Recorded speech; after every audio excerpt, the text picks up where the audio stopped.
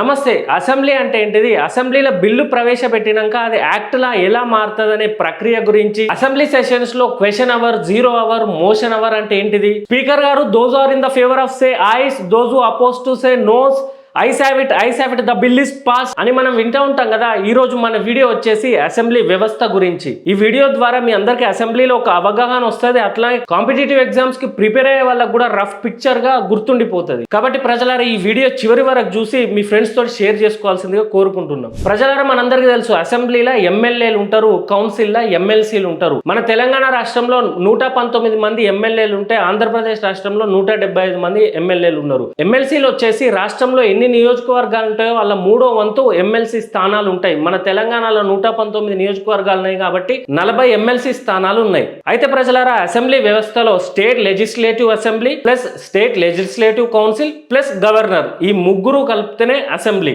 అసెంబ్లీని విధానసభ అంటాం, కౌన్సిల్ ని విధాన్ పరిషత్ అంటాం. అయితే ప్రజలారా ఈ ఎమ్మెల్సీ వ్యవస్థ అన్ని రాష్ట్రాలలో ఉండదు. ఇప్పుడు ప్రస్తుతం భారతదేశంలో కేవలం 6 రాష్ట్రాలలోనే ఈ ఎమ్మెల్సీ వ్యవస్థ ఉన్నది. అసెంబ్లీకి హెడ్ స్పీకర్ గా ఎవరిని ఎన్నుకోబడతారంటే 119 నియోజకవర్గాల్లో ఎక్కువ సీట్లు గెలిచిన అధికార పక్షం ఉంటది కదా, అందులో నుండి ఒకరిని స్పీకర్ గా, ఇంకొకరిని డిప్యూటీ స్పీకర్ గా ఎన్నుకోబడతారు. సేమ్ కౌన్సిల్ లో స్పీకర్ బదులు చైర్మన్ ఉంటాడు, ఇంకొక డిప్యూటీ చైర్మన్ కూడా ఉంటారు. స్పీకర్ లీవ్లు ఉన్నప్పుడు డిప్యూటీ స్పీకర్ కి ఫుల్ పవర్స్ ఉంటాయి అన్నట్టు. ఇక మన డెమోక్రటిక్ వ్యవస్థ కాబట్టి leader of the house, leader of the opposition 2 పోస్టులు ఉంటాయి ప్రజలారా. లీడర్ ఆఫ్ ద హౌస్ వచ్చేసి అధికార పక్షం నుండి మెయిన్ క్యాండిడేట్ అన్నట్టు. అదే విధంగా ఆపోజిషన్ లీడర్ ఎవరంటే ఆపోజిషన్ లో ఉండే పార్టీ నుండి బలమైన నాయకుడు అపోజిషన్ లీడర్ అంటాం. ప్రస్తుతం leader of the house Telangana ముఖ్యమంత్రి రేవంత్ రెడ్డి ఉంటే, leader of opposition Kalvakuntla Chandrashekar Rao garu ఉన్నారు. అయితే రాజ్యాంగం ప్రకారం అసెంబ్లీ 6 నెలలకు ఒకసారి ఖచ్చితంగా జరగాల్సిందే. మన తెలంగాణలో దాదాపుగా 3 సార్లు 3 అసెంబ్లీ సెషన్స్ ఉంటాయి. ఫస్ట్ దేమో బడ్జెట్ సెషన్, సెకండ్ దేమో మాన్సూన్ సెషన్, థర్డ్ దేమో వింటర్ సెషన్.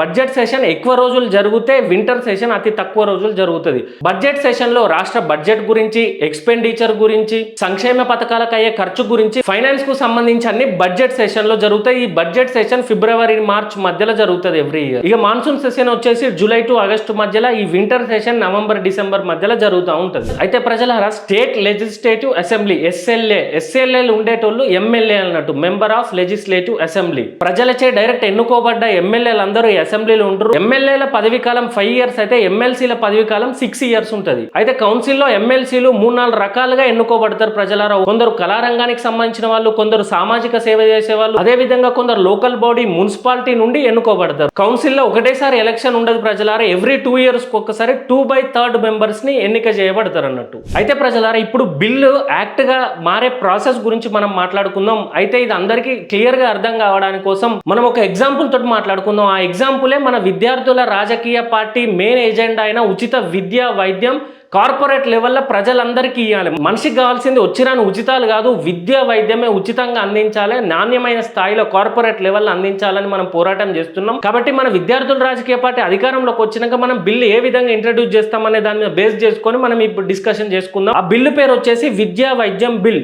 అయితే ప్రజలారా ఇక్కడ బిల్ అని ఏంటంటే ఒక డ్రాఫ్టెడ్ లా అన్నట్టు, కొన్ని నియమ నిబంధనలతో కూడిన డ్రాఫ్టెడ్ లాని మనం బిల్ అంటాం. బిల్లులో 2 రకాలు ఉంటాయి ప్రజలారా. ఫస్ట్ దేమో మనీ బిల్, సెకండ్ దేమో ఆర్డినరీ బిల్. మనీ బిల్ అంటే ఆ బిల్లులో రాష్ట్రానికి సంబంధించిన బడ్జెట్ కి సంబంధించిన కానీ, ఫైనాన్షియల్ థింగ్స్ కి సంబంధించినవి కానీ, టాక్సేషన్ గురించి, పబ్లిక్ ఎక్స్పెండిచర్ గురించి ఉండేదే ఈ మనీ బిల్ ప్రజలారా. ఏవైతే మనీ బిల్ కేటగిరీలకు రావో అవి ఆర్డినరీ బిల్స్ గా పిలుస్తాం.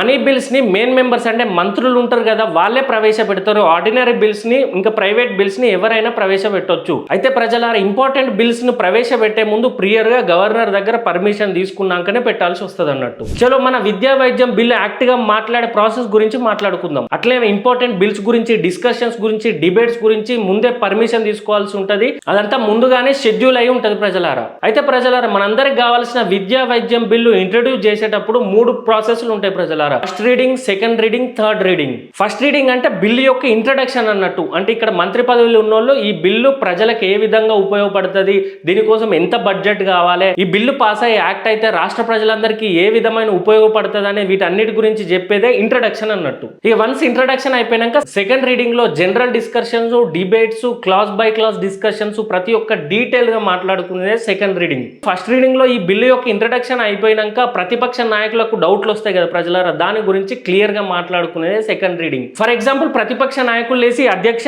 ఈ బిల్లు వల్ల ప్రజలకు ఉపయోగం ఏమో కానీ రాష్ట్ర బడ్జెట్ మొత్తం దెబ్బతింటది. దీనివల్ల private educational institutes, corporate hospitals అన్ని దెబ్బతింటాయి. కార్పొరేట్ ఓనర్లు అందరూ అడుక్కు తినే పరిస్థితి వస్తుంది ప్రజలారా. కాబట్టి మేము అపోజ్ చేస్తామని వాళ్ళు ఒరుతా ఉంటారు.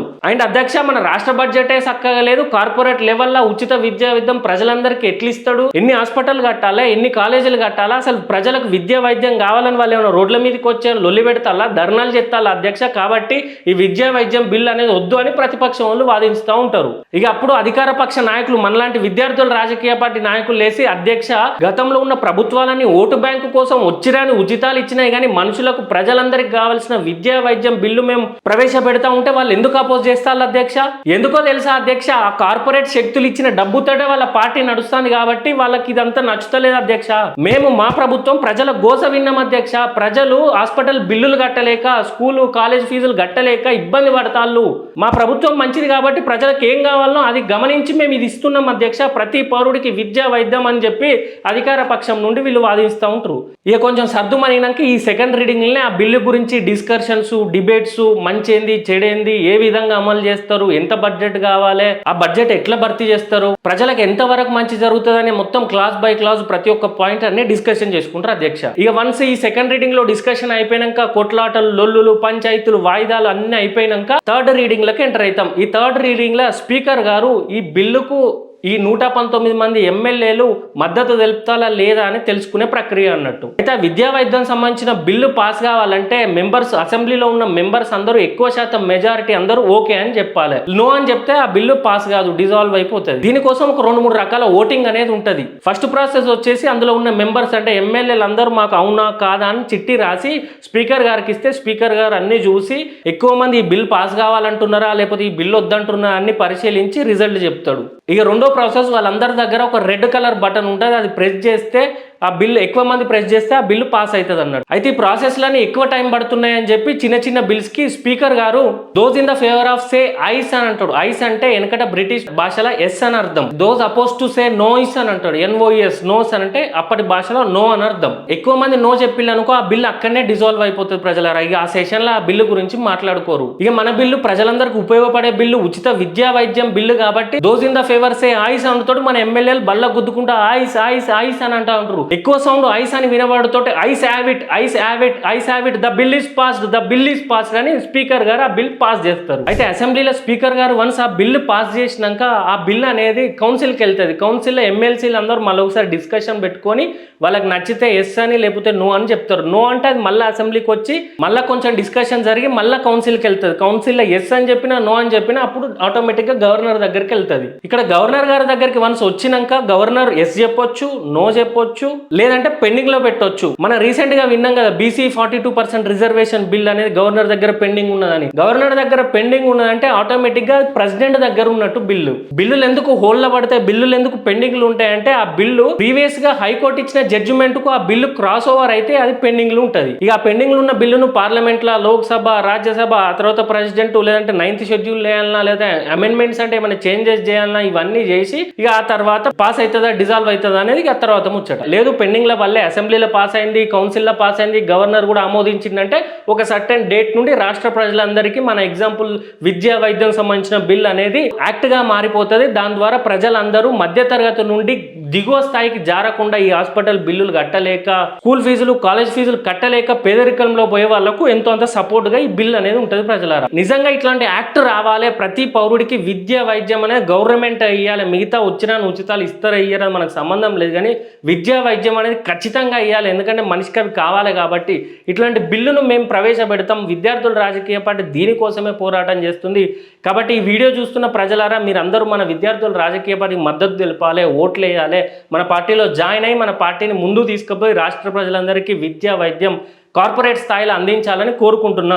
ఇకపోతే ప్రజలారా మనం ఇంతసేపు మాట్లాడింది ఆల్రెడీ షెడ్యూల్ అయ్యి ఉంటుంది కదా. అయితే ఇప్పుడు మనం మాట్లాడుకోబోయేది క్వశ్చన్ అవర్ అంటే ఏంటిది, 0 అవర్ అంటే ఏంటిది అనేది. ఇవి అసెంబ్లీ సెషన్లో డైలీ ప్రొసీడింగ్స్. ఈ క్వశ్చన్ అవర్ అనేది అసెంబ్లీ స్టార్ట్ అయినాక ఫస్ట్ 1 అవర్ ఉంటుంది, దాని తర్వాతనే 0 అవర్ అనేది ఉంటుంది. ఈ 1 అవర్ అనేది కాదు, కొంచెం టైం అనేది అటు ఇటు అవుతూ ఉంటుంది. అయితే క్వశ్చన్ అవర్లో పేరుకు తగ్గట్టే ప్రజలారా మెంబర్స్ అంటే ఎమ్మెల్యేలు అందరూ మంత్రులను క్వశ్చన్లు అడుగుతారు.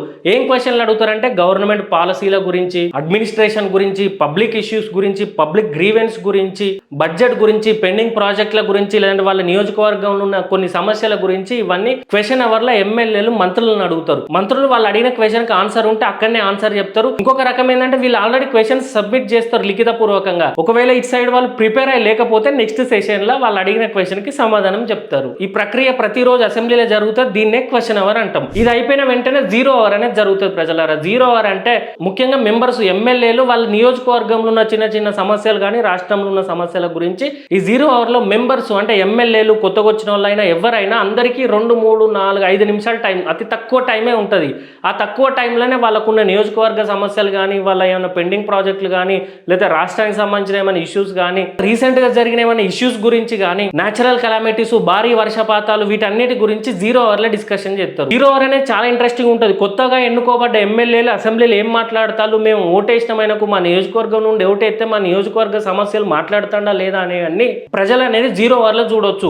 ఈ అసెంబ్లీ ముఖ్యంగా జరిగేది ఏంటంటే ట్రాన్స్పరెన్సీ కోసం. మనం డెమోక్రటిక్ సిస్టమ్ ఉన్నాం కాబట్టి ప్రతి ఒక్కటి ట్రాన్స్పరెంట్ గా ఉండాలి, ప్రజలకు తెలియాలనే దానికి ముఖ్యంగా ఈ అసెంబ్లీ జరుగుతుంది. ఈ అసెంబ్లీ జరగడానికి చాలా కోట్లు ఖర్చు అయితే ప్రజలు. అందుకే మనం మంచి నాయకులను ఎంచుకోవాలి. మంచి నాయకులు ఎవరంటే విద్యార్థులు రాజకీయ పార్టీలో జాయిన్ అయ్యే సామాన్యులు, చదువుకున్న వాళ్ళే, వీళ్ళనే ఎంచుకోవాలి. ఏదో రియల్ ఎస్టేట్ చేసేటోళ్ళను, బిజినెస్ చేసేటోళ్ళని ఎంచుకున్నాం అనుకో, వాళ్ళు కావాలని అధికార పక్షంలో ఉన్న ప్రతిపక్షంలో ఉన్న లొల్లి పెట్టి ఏది పని కాకుండా అసెంబ్లీ జరగకుండా వాయిదాలు వేపియడం, లేదంటే పెద్ద లొల్లు పెట్టి అసెంబ్లీ సస్పెండ్ అయ్యే విధంగా చేసేటట్టు ఈ వచ్చిన నాయకులు రౌడీ గూండాలు అసెంబ్లీకి పంపితే ఆ విధంగా వాళ్ళు చేస్తారు. ఇక ఈ జీరో అవర్ అయిపోయాక యాజ్ యూజువల్ షెడ్యూల్ ప్రకారం debates, discussions, class by class discussions, ముందే షెడ్యూల్ అయిన విషయాలన్నిటిపైన ప్రతిపక్షం అధికార పక్షం లొల్లి పెట్టుకుంటా ఉంటది. ఇదే ప్రజలారా ఒక బిల్లు యాక్ట్ గా అవ్వడానికి ఏమేం ప్రాసెస్లు ఉంటాయి, అసెంబ్లీలో ఏమేం జరుగుతాయి, జీరో అవర్ ఏంది, క్వశ్చన్ అవర్ ఏంది అనే విషయాలు మీకు అర్థమైందని అనుకుంటూ మీరు ఎప్పుడైనా ఓటేసేటప్పుడు విద్యార్థుల రాజకీయ పార్టీ నాయకులకు ఓటేయాలి. ఎందుకనంటే మనందరం సామాన్యులం, చదువుకున్న వాళ్ళం.